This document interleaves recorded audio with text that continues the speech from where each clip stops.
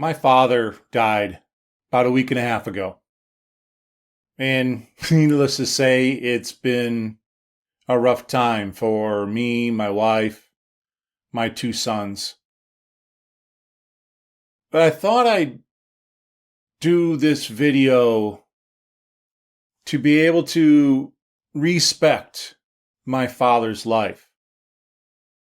Not necessarily a tribute, but maybe something that you'll be able to go and utilize as maybe a process that you can connect the four fundamental forces in some sort of way that might be personal, and then extrapolate that out to other relationships.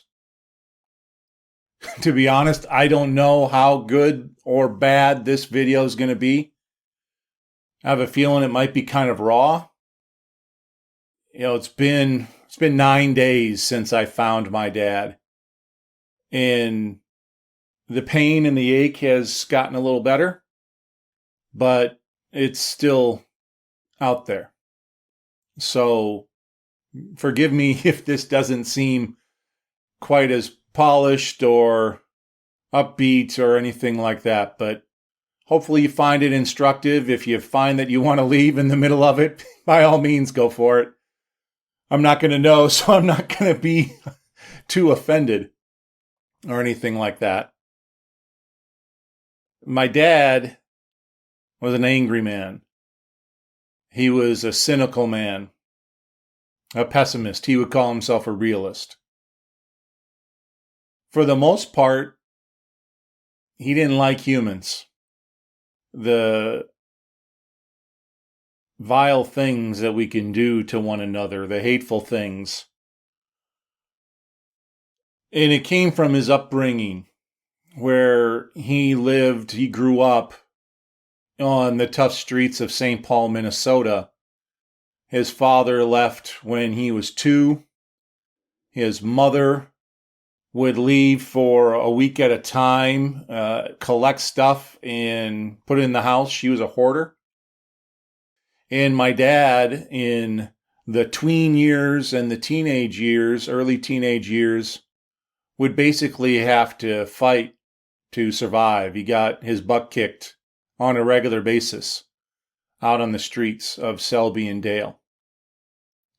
And he had enough of that life, so he, quote unquote, ran away to a one-room cabin that his mother had in a northern suburb of St. Paul that had no heat. And at 14, he was living there. And he went and got a job as a landscaper, as an auto mechanic, doing anything that he could do to scrape up enough money to be able to go and eat. All this while going to school. All this while now becoming known as like the tough guy, and having guys who think that they can go and take my dad come up to him and try and take my dad. And it never happened. He never really wanted to fight, but it was kind of the image that he had, and he had to maintain. And there's a math teacher at the high school he went to who is a legendary basketball coach here in the state of Minnesota, a gentleman named Ziggy Kals, who is a fellow graduate of Hamline University, where I played basketball. And when I was a sophomore at Hamline, Ziggy was in the gym, and he knew me from high school. We were at rival schools. And he comes up to me and he goes, "You know what, Eric? I know your dad. I taught your dad. I remember your dad." That's not a good thing. Teachers were afraid of my dad. My dad actually went to Catholic school until he got into high school. He was on a scholarship there, and he actually threatened one of the nuns to basically kind of put her out of her misery if she kept rapping him with a ruler on the hands. He lived his life angry. He lived his life alone. He couldn't and didn't depend upon anybody to be able to do what needed to be done. I came around when he was 20 years old, and my sister came when he was 21. Along with being an angry man, he was one filled with a sense of obligation. Not necessarily in a bad way, but when I was coming, it was, okay, I'm going to marry my mom and do what I'm supposed to do. I'm not going to be my father. I'm going to step up and provide for this family. He ended up getting a truck driver job, became a teamster, a job he held for 31 years before he retired, to be able to do what he felt he was supposed to do. Put a roof over my head, put food on the table. But he had little love in his heart, which is the first of the fundamental forces of leadership. Nor did he really have the ability to respect situations outside of what he knew. He was a fight or flight individual, a black or white individual, a 1 or 0, a yes or no, a right or wrong. There really wasn't gray area. You're with him or you weren't with him. So my relationship with him growing up was not quality in any way, shape, or form. And the relationship my sister had with him was even worse. Some verbal abuse going on, which I was not party to because I didn't have my room across the hall from the main bedroom. So I was a little sheltered from that. But he would come home from this job that he hated, that he was doing because of a sense of obligation. And he didn't know how to be a father.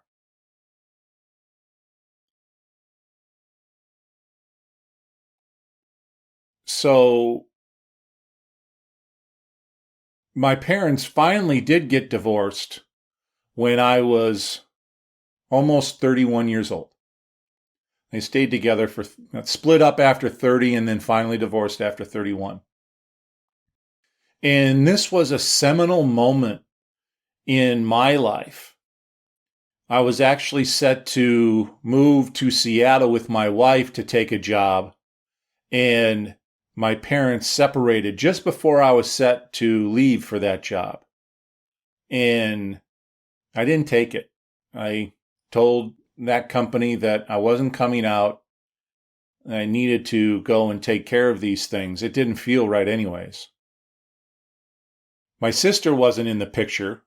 She was, one, out of state, but also had no interest in being involved in the situation and interacting with my father. And this is where I first found out about the concept that I've talked about many times in different roles and will in future videos about this concept of communication and the radio dial, and looking at how leaders and people in general can become more impactful with others when they understand how to be able to communicate at different frequencies on the radio dial and across wider bands within each one of those frequencies. And I liken it to the car radio with the push buttons. Some of you may not be old enough to be able to go and understand that, but in the car radios, much like Spotify and the different moods that you had, there are 5 push buttons that you go and put your preset stations that you like to listen to. And on the right side, there's this little tuner knob that you could use to be able to fine tune that station. Before, the stations were digital and the numbers were digital. You work that around a little bit based on where you were compared to the radio tower to be able to go and get the best reception. But it usually was in a little bit of a band. And as I was in the middle of the communications during the separation of my parents, I recognized that the strain of what was going on in their relationship caused them to be able to go and revert to communicating on a frequency that worked for them. So my dad would talk, say, in the hard rock, classic rock type of genre. He would say these things. He was very direct, very specific, and he exactly understood what he was saying and what he meant. However, my mom, she was maybe communicating on a smooth jazz type of station, which is very different from hard rock, classic rock. So the communications that came through the attorneys generally didn't resonate. In fact, it pissed her off. And she would talk in her smooth jazz way, and that translation would be completely lost on my dad. So I was kind of in the middle, trying to be able to go and bridge these frequencies to be able to go and help in that translation. What are they really trying to get at? What are they really feeling? To try and maybe bring some reconciliation, or at least some smoothness to the process. And I've carried this on over the last 20, almost 25 years as this concept of communication that I and leaders in general and people even more in general need to work hard to be able to go and learn how to communicate at the frequency of others. Because if I want to go and get something across, it's up to me to be able to go and resonate with that individual where they're at.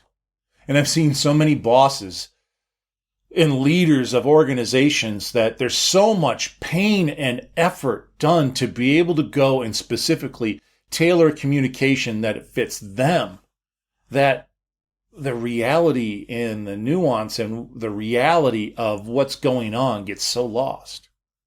It was something that really kind of resonated with me. For about 5 years after that divorce in 1998, my dad worked really hard, read a lot of books, trying to be able to understand himself a little bit better. He was retired. After those 31 years, he actually was able to retire at 51, which was really cool for him. But he still had this anger, the pain of the divorce, the pain of not having the life that he thought he would have after retirement. So there's still this pain, and my wife and I ended up having 2 boys, one in 1999 and one in 2001. And around 2003, 2004, my father and I became estranged.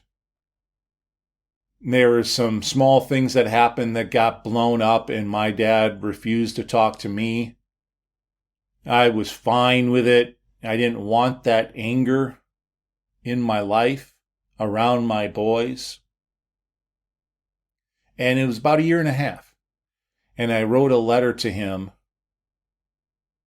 because another seminal moment, I was talking with my wife, and I was really trying to respect, before I understood the respecting force, that even though my father and I probably won't have a solid relationship, that I shouldn't take that tension, that separation, out on my kids. That my kids should know their grandfather, interact with him. He had experiences and insights that could end up being useful.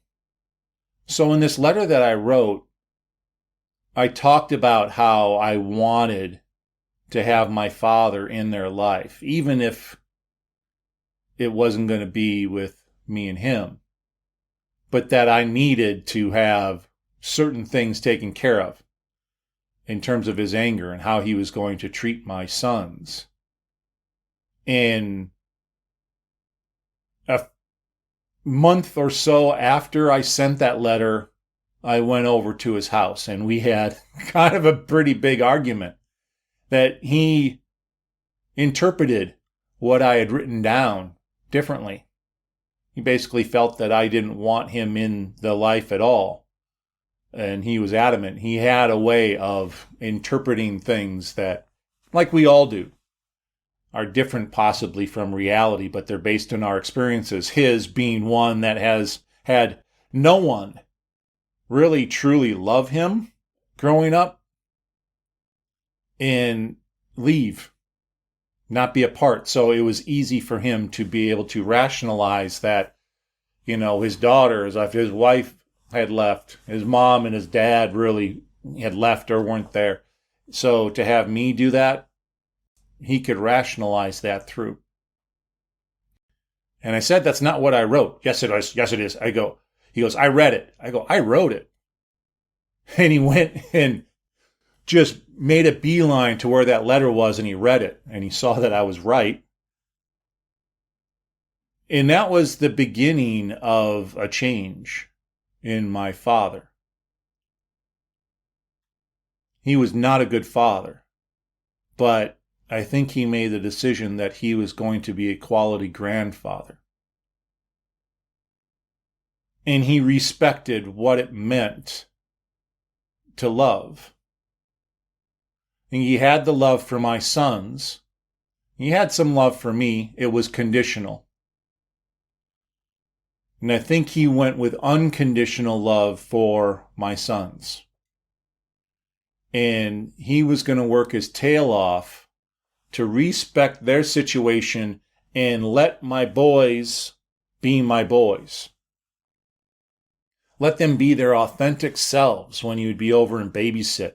Or especially one of my sons, my younger son, would go over for sleepovers. And they would make homemade pizzas and milkshakes and watch movie after movie after movie. And my dad would say that he enjoyed those times with my younger son, Jeremy, because he thought that Jeremy felt comfortable that he could just be who he was. Say whatever he wanted. And it was going to be okay. There was no judgment. My dad used my sons as vessels for him to be able to go and develop his ability to respect in certain ways. And he found ways that he could serve differently. Now, he thought he was serving back when I was growing up by providing that roof, by providing some doses of reality, by providing to go and demonstrate to me that hard physical labor was needed to be able to go and succeed. And I wasn't that type of person, and we had some big clashes. And I think a little bit he saw me playing basketball, and he told me afterwards that because I was so dedicated to basketball and putting that time in, that's why he didn't completely go off on me, that I didn't have like 2 or 3 jobs. And he saw basketball as a job, that I was learning from that. But he saw service in helping my 2 sons become as good as they can be differently than he had with me.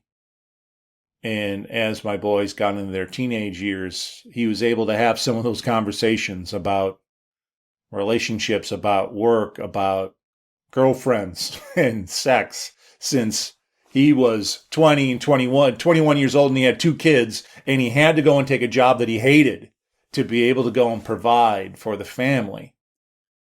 The seminal example of why my sons should look to make different choices. That softened him up.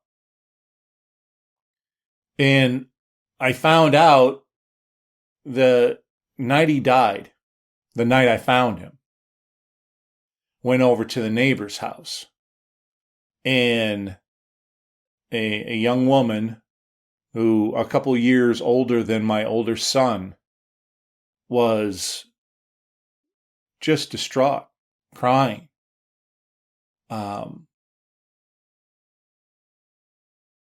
She loved my dad. My dad would come over on her birthday with a present, like a stuffed animal, and flowers from the garden that he tended in the backyard. And the mom, the wife at that house for her birthday, it would be the flowers and a martini. And the young woman was so heartbroken because she felt so connected with my father. And my father expressed the love and service for her. And frankly, he didn't show to my sister.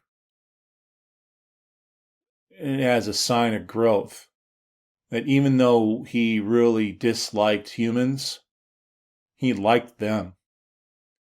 The neighbor on the other side, he didn't like them at all.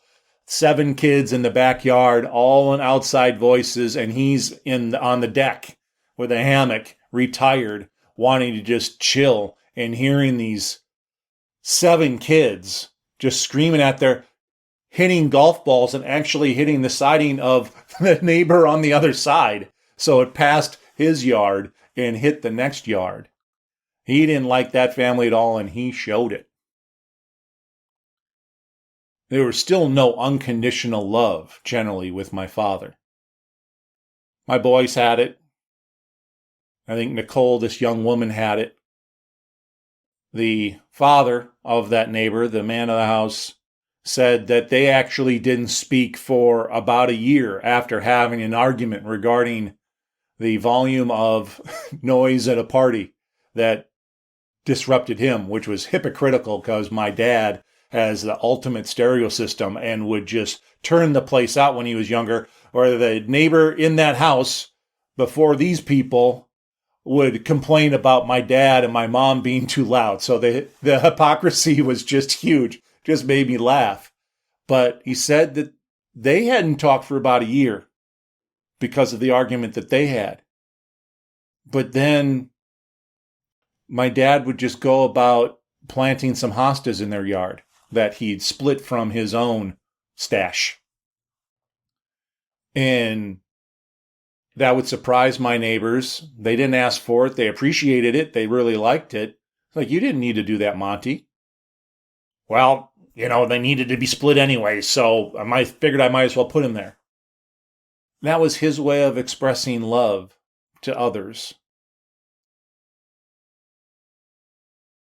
I honestly don't recall him telling me that he loved me more than the times I can count my fingers. He might have said it when I got married. He might have said it when each of my boys were born. But I honestly don't recall it.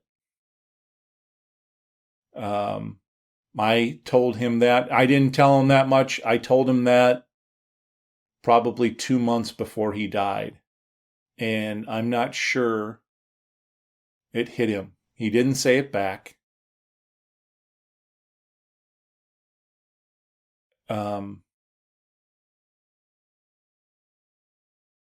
But I'm pretty sure that he did love me more than he did when I was a young son.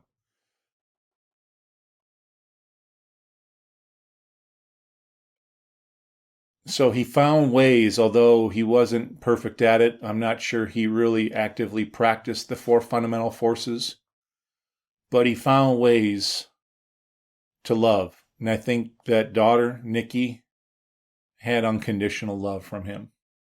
My boys had unconditional love, although I'm not sure my father told either one of them explicitly that he loved them, but my boys knew that there was a deep love from my father for them. And they unconditionally loved him. there were certain things that he never chose to respect. In fact, he got a little bit more closed off, of which I think a lot of us have over the last several years in the polarization of our society. There were certain areas he became more polarized and looked at. When it came to serving himself, because he was constructed alone on an island, and he was a very physical individual, he didn't ask for help much. In fact, as he got older, it became more difficult, even though he knew his physical capabilities had diminished. It was the essence of his being to be physical. He worked on much of the house when it was being built, taking time after work every day to go and work on the electrical or hang the drywall or do the ventilation systems. He built the deck. He laid these river stones pathways from the front yard on both sides of the house to the backyard, which was the crown jewel, and worked on that all the time. And he had plants up on his deck for the summertime here in Minnesota. Some of them weighing at least 80 pounds that he would bring out and he'd take back into the house every year. And he refused the help of me and my two sons to be able to help him with that process. And he told me a week before he died, the last time I spoke with him, that process of bringing those plants in kicked his ass. But I think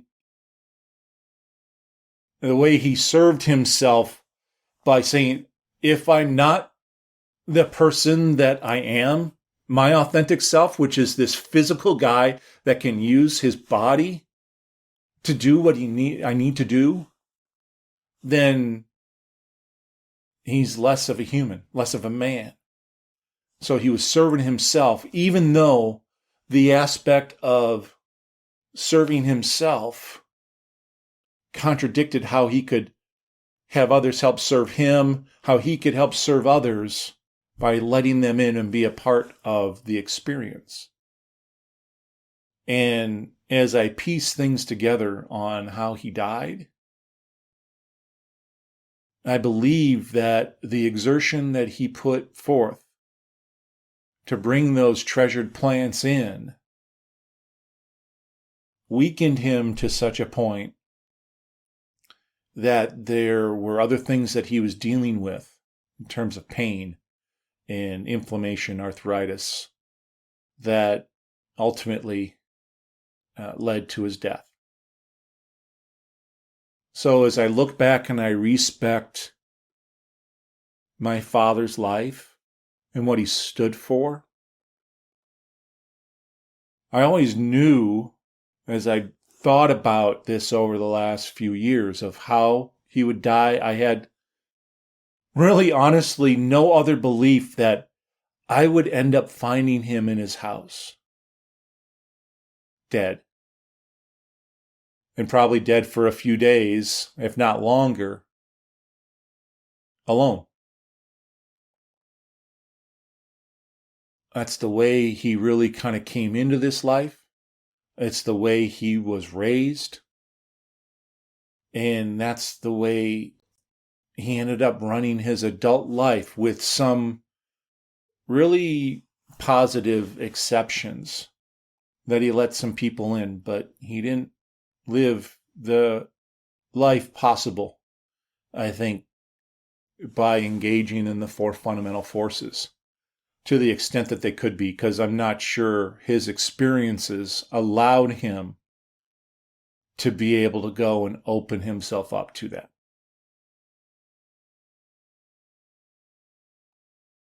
And that was a challenge for me as we had gone through the last 15 plus years of our relationship, that I knew that I had to go and keep in perspective his experience of experiences, to understand where he was coming from. And I could have quality dialogue with him and try and have him see some different perspectives. And he would change some of his attitudes, some of his beliefs, some of his actions, if they were logical enough for him. He was a logical man, along with that passion. And there was times, and I haven't spoken about it once yet in this video, there were times that he allowed himself joy, have fun. With my boys, he had fun. Watching my sons play basketball or soccer or baseball, or taking them out for pizza lunch buffet at the local pizza joint to just talk and be with them. I think that was joy for him. He truly connected with that and took everything he could, whatever that happened to be. He had no preconceptions of what those interactions were going to be like. He was just going to take in what was there. Now, as the boys grow older, he had some pointed things to say for them to be able to understand things about life, especially from the harshness of what was possible, and to find ways to avoid it. But they were strong enough mentally to be able to take that stuff on, and cared for him enough to understand it and believe it.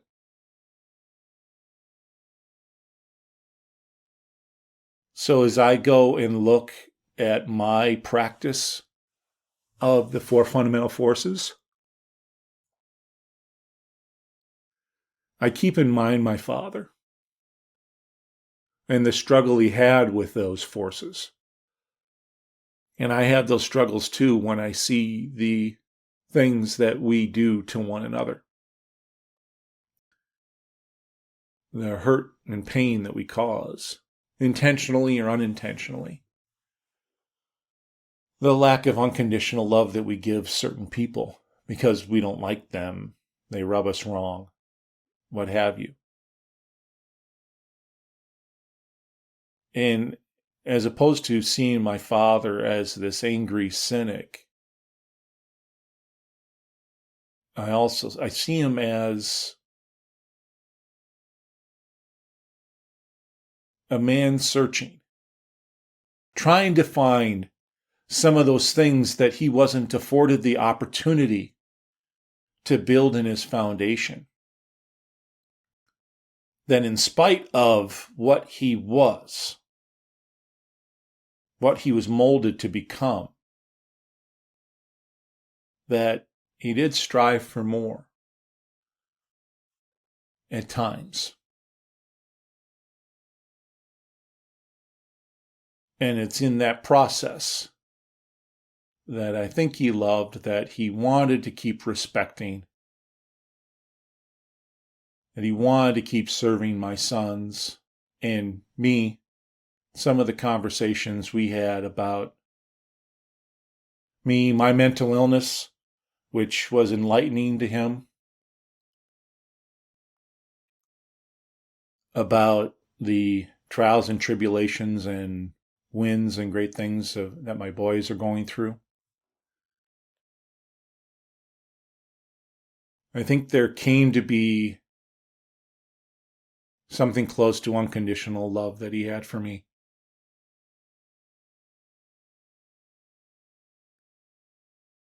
And I think I developed some unconditional love for him. One of the more difficult individuals that I ever have met on this earth.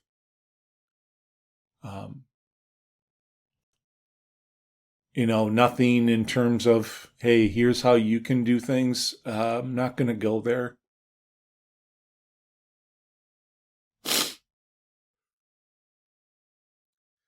Take this for what you will. Whether it be relationships with your family or at work or with your friends.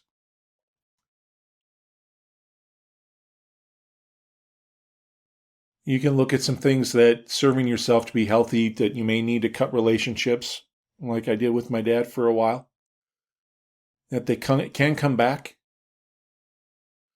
and that at some point they could be gone.